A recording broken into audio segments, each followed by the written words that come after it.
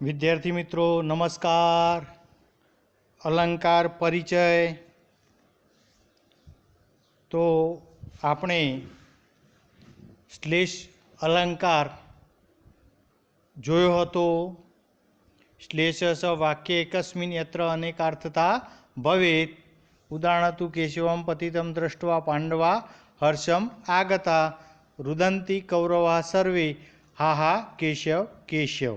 આ ચોપડામાં લખી દીધું હશે, તૈયાર કરી રાખ્યું હશે। હવે આપણે જોવાનું છે બીજા નંબરનો અલંકાર વ્યાજ સ્તુતિ। તો એનું લક્ષણ આ પણ ચોપડામાં લખી જ દેવાનું છે। દરેક પુસ્તક સાથે જ બેસવાનું, એક બાજુ પુસ્તક ચોપડો અને એ રીતે લખવાનું અને યાદ રાખવાનું છે। તો એનો વ્યાજ સ્તુતિ અલંકારનું લક્ષણ છે। વ્યાજ સ્તુતિ મુખે નિંદા સ્તુતિર્યા રૂઢિરન્યથા। તો વ્યાજ સ્તુતિર્મુખે નિંદા સ્તુતિર્યા રૂઢિરન્યથા। તો જ્યાં નિંદા દ્વારા પ્રશંસા અને પ્રશંસા દ્વારા નિંદા કરવામાં આવી હોય ત્યાં વ્યાજ સ્તુતિ અલંકાર બને છે। તો જ્યાં નિંદા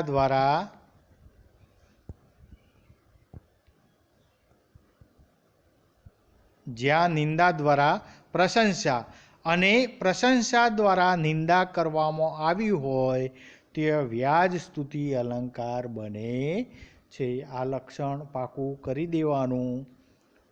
તો વ્યાજ સ્તુતિર્મુખે નિંદા સ્તુતિર્યા રૂઢિરન્યથા। જો નિંદા દ્વારા પ્રશંસા અને પ્રશંસા દ્વારા નિંદા કરવામાં આવી હોય તે વ્યાજ સ્તુતિ અલંકાર બને છે। હવે એનું ઉદાહરણ છે જનકસ્ય સુતા વિડાધન્ય દશરથે ત્વયા। અહીંયા એનું એક આ ઉદાહરણ આપ્યું છે। જનકસ્ય સુતા,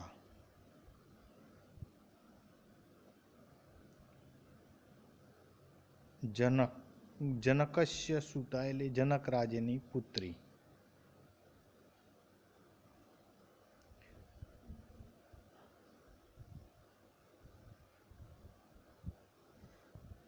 અહીંયા જનકસ્ય શબ્દ છે એ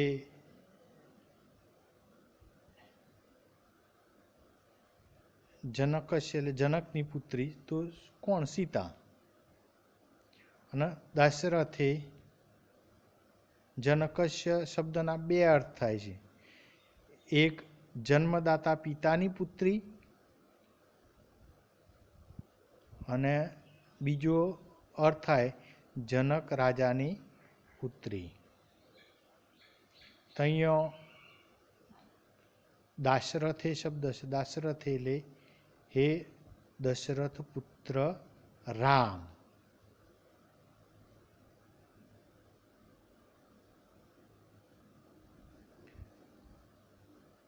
વિઢા ધન્ય, ધન્ય એટલે તમે ધન્ય હો। ત્વયા એટલે તમે। જનકસ્ય સુતા, જનકસ્ય સુતા એટલે જન્મદાતા પિતાની પુત્રી સાથે લગ્ન કર્યું અને બીજો અર્થ થાય જનકની પુત્રી સીતા સાથે લગ્ન કર્યું। અહીંયા બે અર્થ લેવાના છે। જનકસ્ય એટલે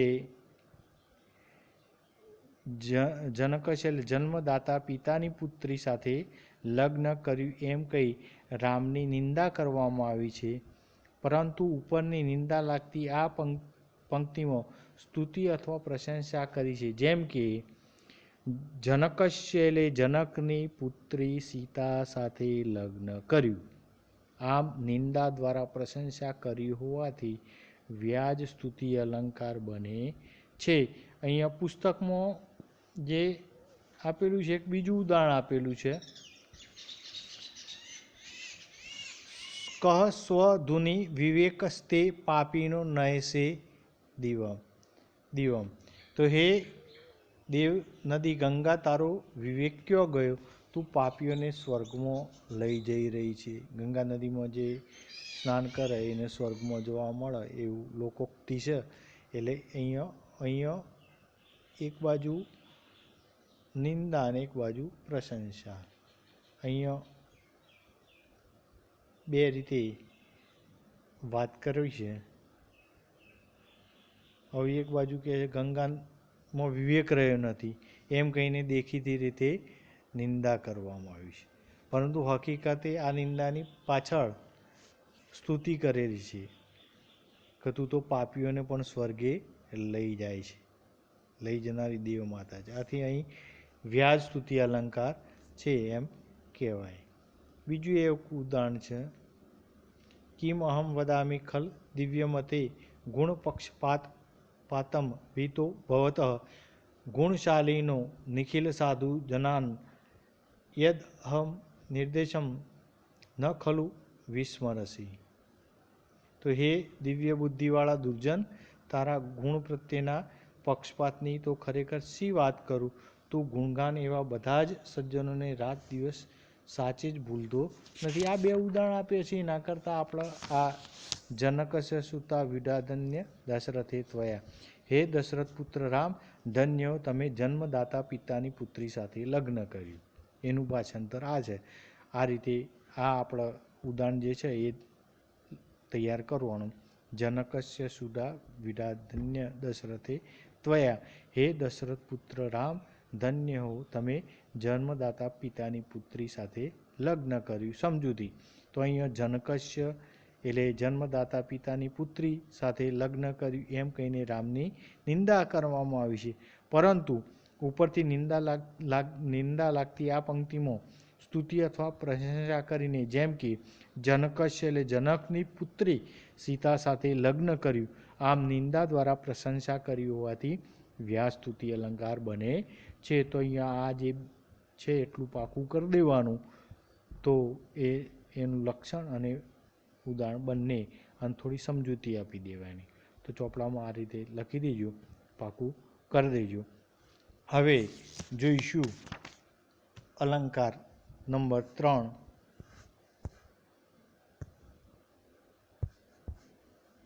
વિરોધ. તો વિરોધ સો વિરોધે અપી વિરુદ્ધત્વેન યદ વચ. વિરોધ સો વિરોધે અપી વિરુદ્ધત્વેન યદ વચ. અહીંયા વિરોધ સો વિરોધે અપી એ શબ્દ પુસ્તકમાં ભેગો છે, પણ જ્યારે બોલવાનું હોય તો આ રીતે છૂટો પાડી અને બોલવાનું, તૈયાર કરવાનું.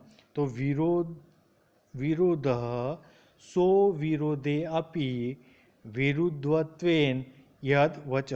વિરોધ ના હોવા છતાં જ્યાં વિરોધ દર્શાવતા વચનો આવે ત્યાં વિરોધ અલંકાર બને છે. તો વિરોધ ના હોવા છતાં જ્યાં વિરોધ દર્શાવતા વચનો આવે ત્યાં વિરોધ અલંકાર બને છે. આ જેનું લક્ષણ છે વિરોધ સો વિરોધે આપી વિરુદ્ધત્વેન યદ વચ. તો વિરોધ ના હોવા છતાં જ્યાં વિરોધ દર્શાવતા વચનો આવે ત્યાં વિરોધ અલંકાર બને છે. ઉદાહરણ છે, આશાનામ મનુષ્યાણામ કાચિદ આશ્ચર્ય શૃંખલા યયા બધા પ્રધાવંતી મુક્તા તિષ્ઠંતી પંગુવત. તો અહીંયા આશા નામ એટલે આશા એ એવી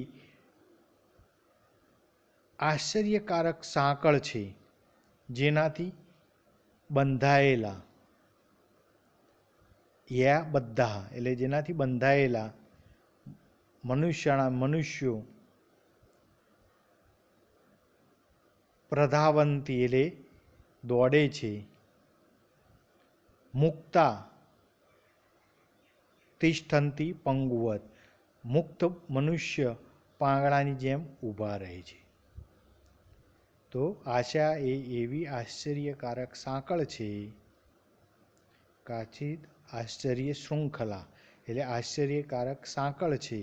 આશા નામ એટલે આશા એ એવી કાચિદ આશ્ચર્ય શૃંખલા આશ્ચર્યકારક સાંકળ છે કે એ જેનાથી બધા એટલે બંધાયેલા મનુષ્યાણામ એટલે મનુષ્યો પ્રધાવંતી દોડે છે અને મુક્તા એટલે મુક્ત મનુષ્યાણામ ફરીથી લેવાનું મનુષ્ય જે બંધાયેલું નથી એ છૂટો છે. તિષ્ઠતી પંગુવત પાંગડાની જેમ ઊભો રહે છે. અહીં બંધાયેલ દોડે છે અને મુક્ત રહેલો સ્થિર રહે છે. આવું બંધાયેલો કદી દોડે ના દોડે, પણ આશારૂપી સોકળ એવી છે કે એમાં એનાથી જે બંધાયેલો એ દોડે જેના આશાઓ જ નથી, જેના વિચારો જ નથી. એ વિચારોવાળો તો એનામાં વિચાર કરવાની શક્તિ જ નથી, એ કશું કરી શકતો નથી. અર્થાત આશાવાન કાર્યશીલ બને છે અને આશા વિનાનો નિરાશ વ્યક્તિ નિષ્ક્રિય રહે છે. અહીંયા કર્મશીલ વ્યક્તિની વાત કરી છે. તો આશા એ એવી આશ્ચર્યકારક સાંકળ છે કે જેનાથી બંધાયેલ મનુષ્ય દોડે છે અને મુક્ત મનુષ્ય પાંગડાની જેમ ઊભો રહે છે. અહીં બંધાયેલ દોડે છે અને મુક્ત રહેલો સ્થિર રહે છે. અર્થાત આશાવાન કાર્યશીલ બને છે. આશાવાન કાર્યશીલ બને છે અને આશા વિનાનો નિરાશ વ્યક્તિ નિષ્ક્રિય રહે છે. તો આ રીતે અહીંયા વિરોધ ના હોવા છતાં જો વિરોધ દર્શાવતા વચનો આવે ત્યાં વિરોધ અલંકાર બને છે. તો આ રીતે લક્ષણ અને ઉદાહરણ અને સમજૂતી લખી અને પાકી કરી દેવાની છે. હવે જોઈશું નંબર 4 અર્થાંતર ન્યાસ અલંકાર. તો સામાન્યમ વા વિશેષો વા તદન્યેન સમર્થ્યતે યત્ર સો અર્થાંતર ન્યાસ સાધર્મ્યેણ તરેણ વા. તો સામાન્યમ વા વિશેષો વા જો સામાન્યનું વિશેષ સામાન્યથી વિશેષનું અથવા વિશેષથી સામાન્યનું સાધર્મ્યથી કે વૈધર્મ્યથી સમર્થન કરવામાં આવે ત્યાં અર્થાંતર ન્યાસ અલંકાર બને છે. સાધર્મ્યેણ વા તરેણ. તો સાધર્મ્યેણ વા સાધર્મ્યેણ એટલે સાધર્મ્યથી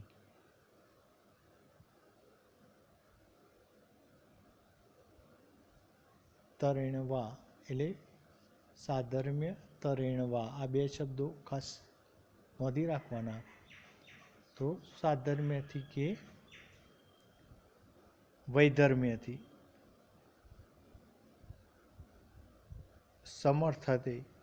સમર્થન કરવામાં આવે ત્યાં સો અર્થાંતર ન્યાસ ત્યાં અર્થાંતર અલંકાર બને છે. તો સામાન્યમ વા વિશેષો વા તદ અન્યેન સમર્થતે યત્ર સો અર્થાંતર ન્યાસ સાધર્મ્યેણ તરેણ વા. તો જો સામાન્યથી વિશેષનું વિશેષ હકીકતનું અથવા વિશેષથી સામાન્યનું સાધર્મ્યથી કે વૈધર્મ્યથી સમર્થન કરવામાં આવે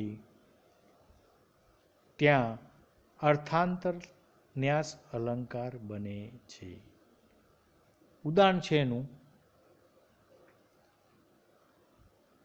અહીંયા અતરત હનુમાન અબ્ધિ દુષ્કરમ કિમ મહાત્મનામ. અતરત હનુમાન અબ્ધિ અબ્ધિ એટલે સાગર, હનુમાન સાગર અતરત એટલે પાર કરી ગયા. મહાત્મા નામ કિમ દુષ્કરમ. મહાપુરુષોને શું અશક્ય હોય છે? મહાપુરુષોને તો કોઈ અશક્ય હોતું નથી એમ કહેવાનો અર્થ છે. હનુમાન સાગર પાર કરી ગયા, મહાપુરુષો માટે શું અશક્ય હોય છે? તો અહીંયા સરસ વાત કરી છે. બીજું એક ઉદાહરણ પણ આપ્યું છે. તો અહીંયા પેલું અતરત હનુમાન અબ્દિલ હનુમાન સાગર પાર કરી ગયા. વિશેષથી દુષ્કરમ કિમ મહાત્મનામ મહાપુરુષો માટે શું અશક્ય હોય છે. સામાન્યનું સમર્થન કરવામાં આવ્યું છે. એ જ રીતે બીજું ઉદાહરણ છે, યહ સ્વભાવો હિ યસ્ય અસ્તિ સ નિત્યમ દુરતિક્રમ સ્વાયદિ ક્રિયતે રાજા તત્કિમ નાશનાત અપી ઉપાહનમ. તો અહીંયા યહ સ્વભાવો હિ યસ્યાસ્તિ સ નિત્યમ દુરતિક્રમ સ્વાયદિ ક્રિયતે રાજા તત્કિમ નાશનાત ઉપાનહમ. તો અહીંયા જેનો યહ સ્વભાવ હોય, જેનો સ્વભાવ છે તે દૂર કરવો મુશ્કેલ છે. કૂતરાને રાજા બનાવી દેવામાં આવે તો શું તે જોડા ચાવતો નથી? સ્વાયદિ ક્રિયતે રાજા, જો સ્વા એટલે કૂતરાને, યદિ ક્રિયતે રાજા, રાજા બનાવી દેવામાં આવે, તત્કિમ તો શું, ન અશ્નાત ઉપાનહમ શું તે જોડા ચાવતો નથી? તો અહીંયા જેનો જે સ્વભાવ છે તે દૂર કરવો મુશ્કેલ છે, સામાન્ય હકીકતથી છે. કૂતરાને રાજા બનાવી દેવામાં આવે તો શું તે જોડા ચાવતો નથી? આ વિશેષ વાતથી સમર્થન કરવામાં આવ્યું છે. માટે આ બંને ઉદાહરણોમાં અર્થાંતર ન્યાસ અલંકાર બને છે. તો અહીંયા બે ઉદાહરણમાં આપણે એક સરળ ઉદાહરણ પેલું અતરત હનુમાન અબ્દિ દુષ્કરમ કિમ મહાત્મના, તો હનુમાન સાગર પાર કરી ગયા, મહાપુરુષોને શું અશક્ય હોય છે એ એક જ પાકું કરી દેશો તો એ ચાલશે. પણ કદાચ ઉદાહરણ પૂછાય પ્રશ્નમાં કે યહ સ્વભાવો યસ્ય અસ્તિ સ નિત્યમ દુરતિક્રમ સ્વાયદિ ક્રિયતે રાજા તત્કિમ ના ન અશ્નાત ઉપાનહમ. અહીંયા આ રીતે ઉદાહરણ આપેલું હોય કે ઉપરયુક્ત ઉદાહરણમાં કયો અલંકાર છે, તો આપણે એ વખત પછી જણાવવું પડે અર્થાંતર ન્યાસ. એટલે બંને ઉદાહરણો ધ્યાનમાં રાખવાના. તો આ રીતે ચોપડામાં બધા ઉદાહરણો લખી દેજો, પાકા કરી દેજો. જ્યારે લેસન બતાવવાનું હોય એ વખતે આ બતાવવું પડશે. પણ વારંવાર રિપીટ કરશો એટલે સરળ છે, આટલું જ લખવાનું, પાકું કરી દેવાનું એટલે સરળતાથી પાકું થઈ જાય એવું છે. તો આ રીતે પાકું કરી દેજો. જય સચ્ચિદાનંદ.